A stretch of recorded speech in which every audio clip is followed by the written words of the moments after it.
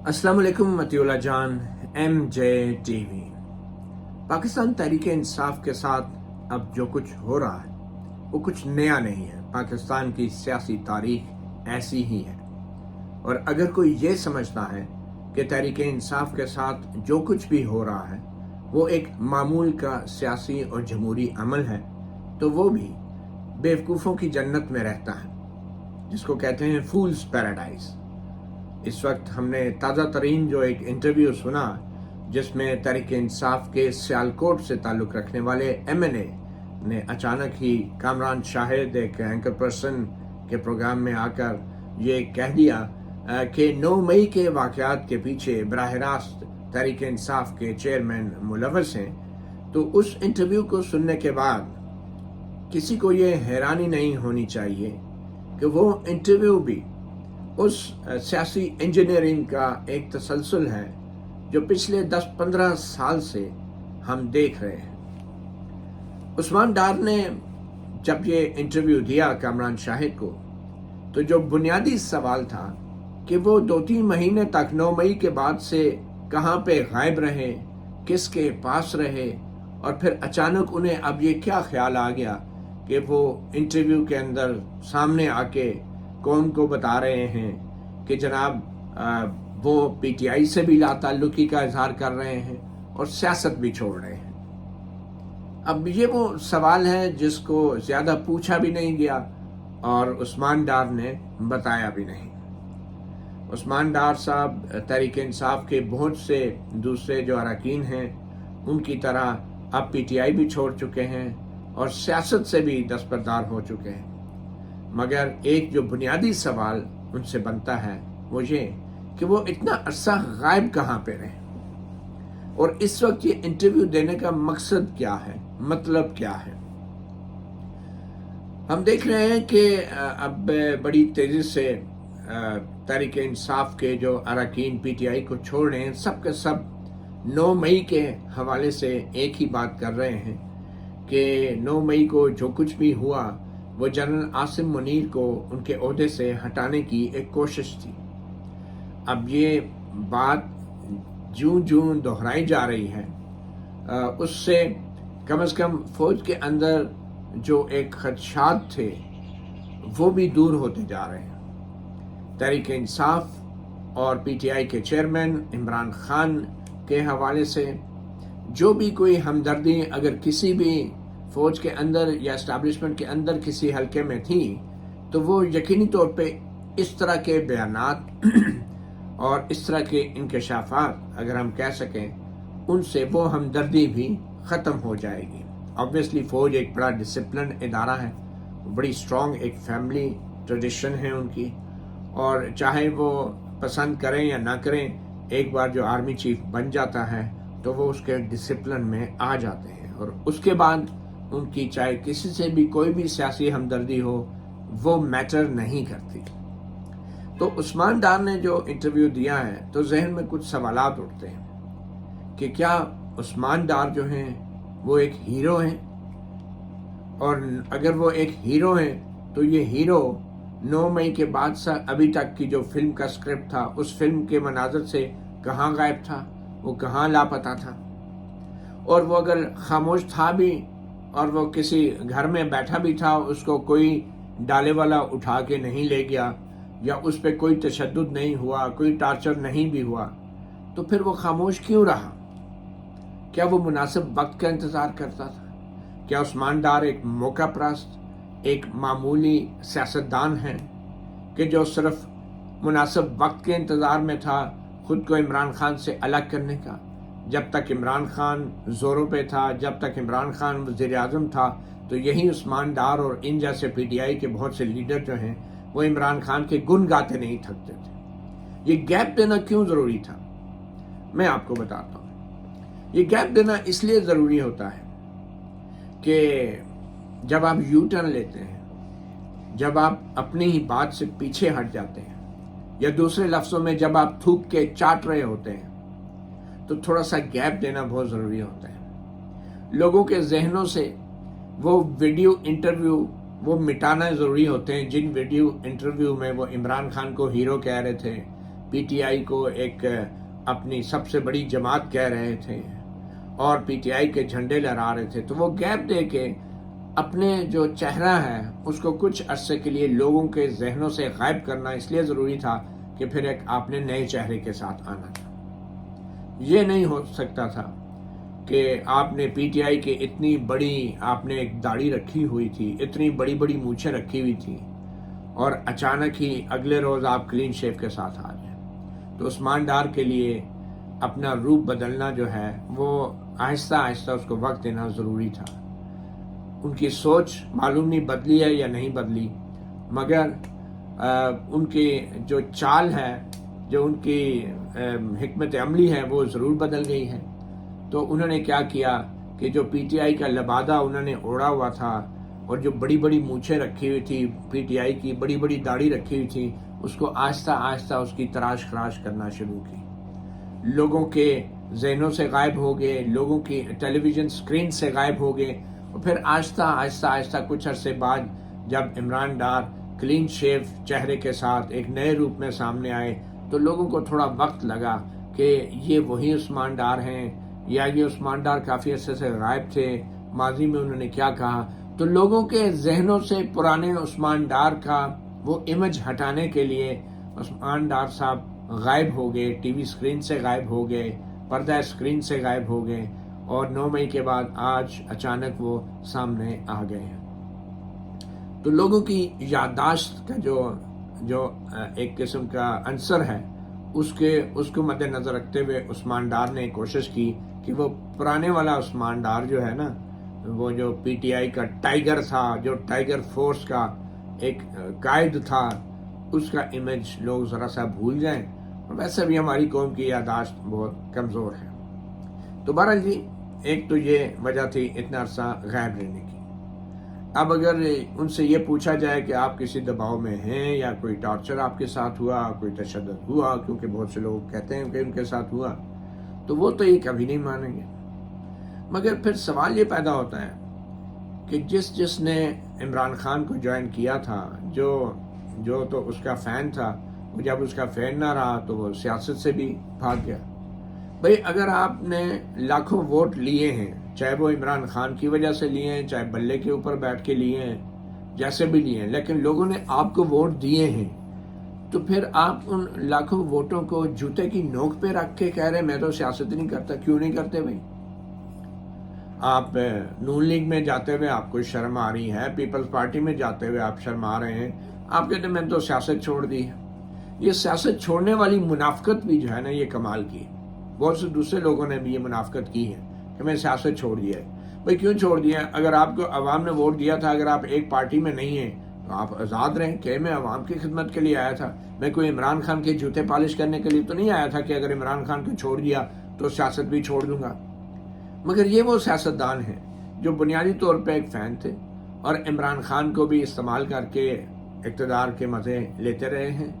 اور اب جب کہ وہ عمران خان کے ساتھ نہیں ہیں تو وہ عوام کی انہیں کوئی پرواہ نہیں ہے، ان لاکھوں ووٹوں کی ان کو کوئی پرواہ نہیں ہے۔ وہ اب کہتے ہیں ہم تو سیاست بھی چھوڑ چکے ہیں۔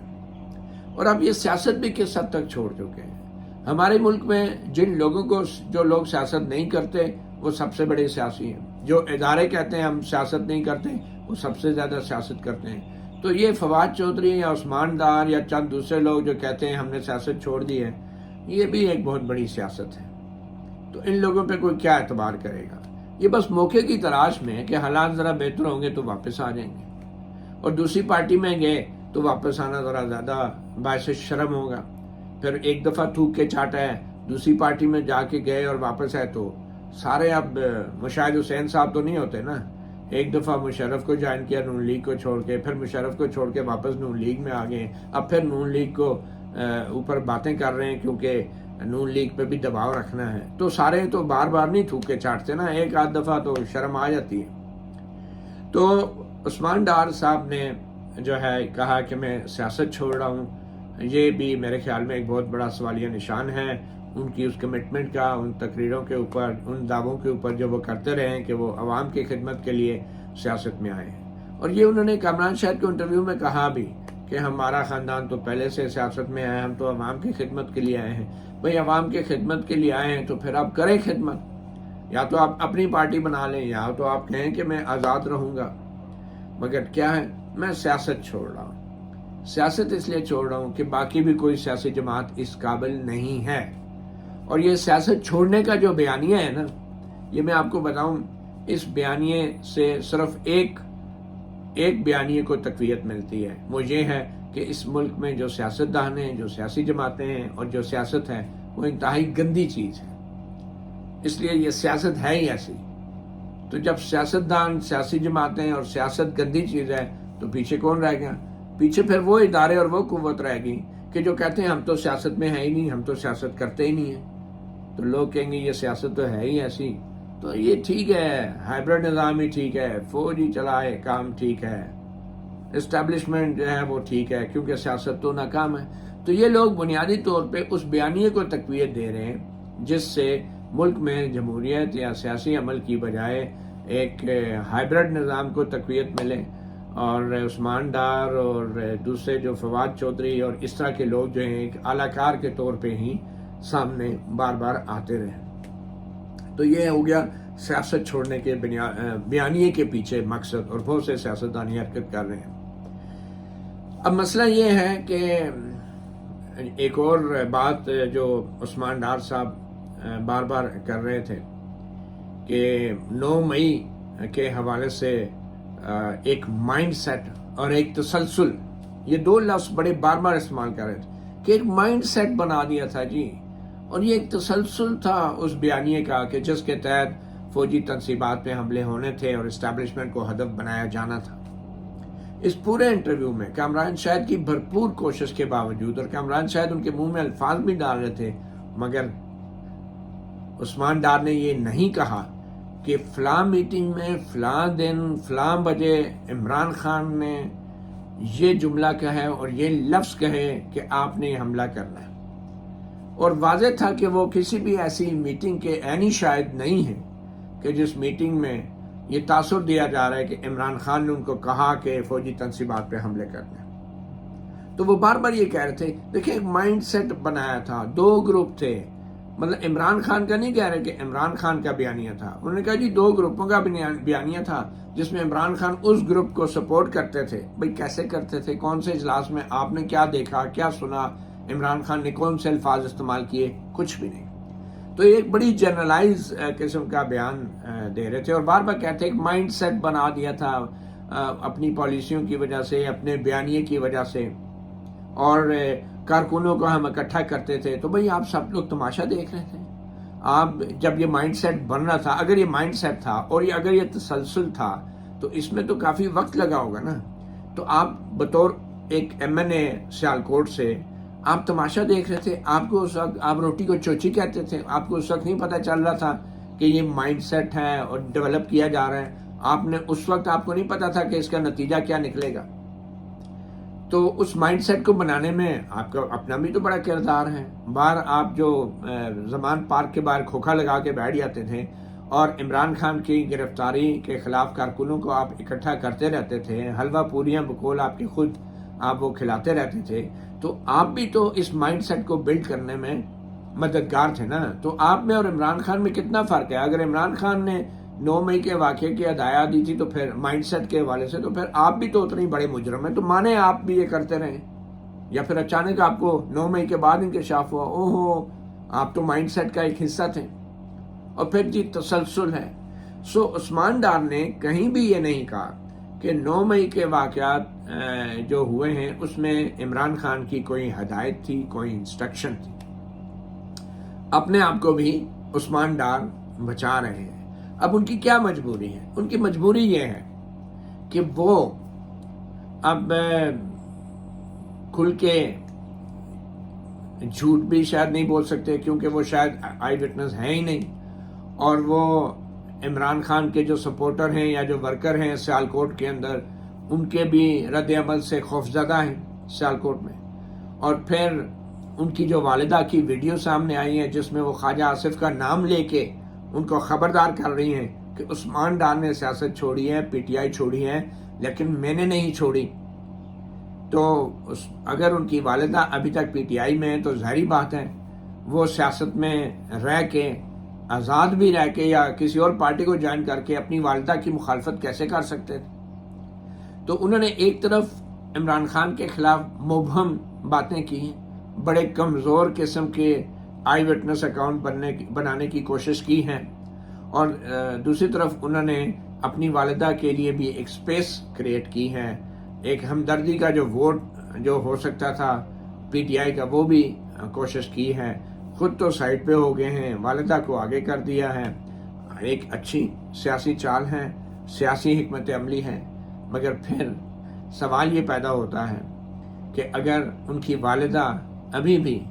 عمران خان کو سپورٹ کر رہی ہیں، پی ٹی آئی کو انہوں نے نہیں چھوڑا، تو کیا وہ بھی ایک سیاستدان کی طرح کسی صحافی کو انٹرویو دینے پہ راضی ہوں گی؟ تو ان سے تو پھر یہی سوال ہوگا نا، اگر انہوں نے انٹرویو دیا اور یہ سوال بنتا ہے کہ آپ کا بیٹا کہتا ہے کہ عمران خان نے اپنے کارکنوں کا ذہن سازی کی فوج کے خلاف، تو کیا آپ اپنے بیٹے کے بیان سے متفق ہیں؟ اور اگر عمران خان نے فوج کے خلاف شہریوں کو بغاوت پہ اکسایا تو پھر آپ کیسے عمران خان کو سپورٹ کر رہی ہیں؟ کیا آپ عمران خان کے بیانیے سے متفق ہیں؟ تو عثمان ڈار جو ہیں وہ دونوں طرف کھیلنے کی کوشش کر رہے ہیں، اور ان سے یہ بھی نہیں پوچھا گیا کہ بھئی آپ کی والدہ کا یہ جو انٹرویو آیا ہے، یا آئی ڈونٹ نو یہ انٹرویو شاید پہلے ریکارڈ ہو گیا ہو، یہ بعد میں آیا ہو، مگر اب یہ سوال بنتا ہے عثمان ڈار سے بھی، اور میرے خیال میں اگر ایک انٹرویو دیا ہے تو عثمان ڈار صاحب جو ہیں کسی اور اینکر کو بھی انٹرویو دے دیں، میں نیوٹرل تو نہیں کہوں گا لیکن ایک صحافی کسی کو بھی دے دیں، کیونکہ آبویسلی کامران شاید بہت اچھے اینکر ہیں، بہت پاپولر ہیں، اور ہم بھی ان کے فین ہیں، اور ان کے والد بھی ایک بہت بڑی وجہ ہے ان کے فین کلب کی، جو بہت بڑے ایک اداکار تھے، ہماری جوانی کے ہیرو تھے وہ، مگر پھر کیا ان کی والدہ یا کیا عثمان ڈار کسی اور صحافی کو انٹرویو دیں گے؟ اور کیا وہ ایک ساتھ بیٹھ کے کسی پروگرام میں ایک دوسرے کی بیانیے کی حمایت کریں گے یا مخالفت کریں گے؟ عثمان ڈار کو بہت سے انتقادات کا جواب ضرور دینا ہوگا، اور اگر وہ یہ سمجھتے ہیں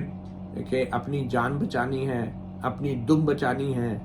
اس کے لیے وہ کچھ بھی کہہ کے لوگوں کو بس بیوقوف بنا کے ایک سائڈ پہ ہو جائیں گے، تو یہ ان کی بہت بڑی غلط فہمی ہے۔ پی ٹی آئی کو بھی ایسے کمزور، ایسے بزدل، ایسے موقع پرست لوگوں پہ نظر رکھنی چاہیے جو پارٹی کو مشکل وقت میں بہانے بنا کے چھوڑ رہے ہیں، اور بلکہ اپنی قیادت پہ الزام بھی لگا رہے ہیں، اور ایسے الزامات بھی لگا رہے ہیں جن کے حوالے سے ان کی فرسٹ ہینڈ انفارمیشن نہیں ہے، یا وہ ایسے آئی وٹنس نہیں ہیں۔ تو میرے خیال میں